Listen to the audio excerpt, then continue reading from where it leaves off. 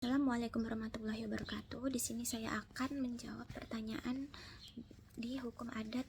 Yang pertama ialah paparkan secara mendalam corak hukum adat dan jelaskan beserta contohnya.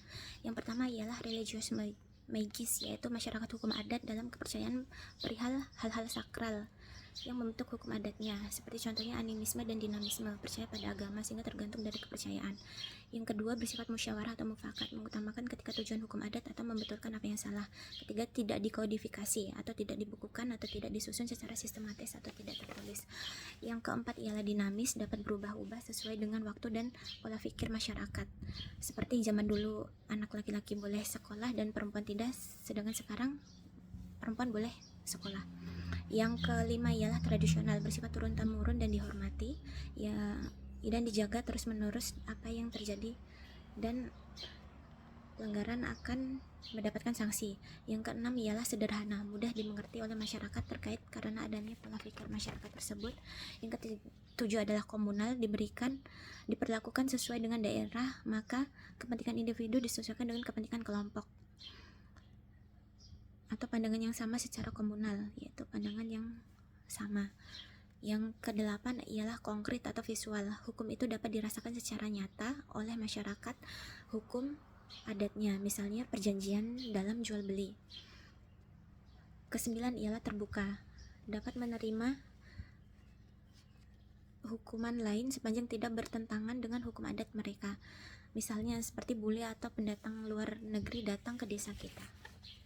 Yang kedua, jelaskan beserta contoh apa yang menjadi dasar berlakunya hukum adat di Indonesia. Padahal hukum adat adalah hukum yang hidup serta tumbuh di masyarakat dan sebagian besar berasal tidak tertulis. Ialah hukum dasar berlakunya hukum adat di Indonesia ialah tidak, meskipun ada di Indonesia, meski sebagian besar tidak tertulis dan dinamis atau living law. Pada dasarnya pengakuan konstitusional Undang-Undang 1945 dan nilai filosofis Pancasila yang mencerminkan kepribadian bangsa negara mengakui hukum adat selama hidup sesuai dengan living law atau tidak bertentangan dengan kepentingan nasional dan diakui masyarakat hukum adat setempat. Contohnya ialah penyelesaian sengketa atau hukum waris dan hukum pidana adat.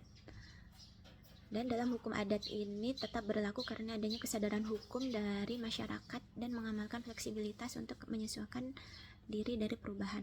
Yang ketiga, saya akan silakan paparkan terkait perkembangan kedudukan hukum adat mengenai materi tugas kelompok saya. Yaitu tugas kelompok saya yang saya kerjakan ialah mengenai perkembangan hukum adat di zaman kolonial atau zaman VOC, zaman Daniels dan zaman Raffles. Di zaman VOC ialah secara ringkas hukum VOC ialah berlakunya hukum adat di zaman itu berbentuk penyusuan kolonial di mana hukum adat dibiarkan oleh company selama tidak mengganggu jalannya monopoli perdagangan rempah-rempah.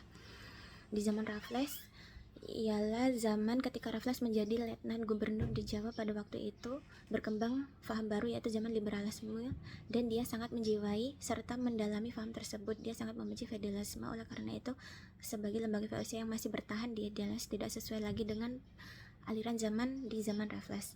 Yang kedua adalah zaman Daniels. Zaman Daniels ialah zaman pertengahan yang ditunjukkan oleh Daniels yang membiarkan penduduk asli orang Indonesia tetap tunduk pada hukum atau hukum privat sebagai hukum adat, kemudian memberi keluasaan besar pada hakim dalam memutuskan perkara-perkara pidana. Demikian yang dapat saya utarakan mengenai materi dan jawaban di soal UTS hukum adat ini. Terima kasih. Wassalamualaikum warahmatullahi wabarakatuh.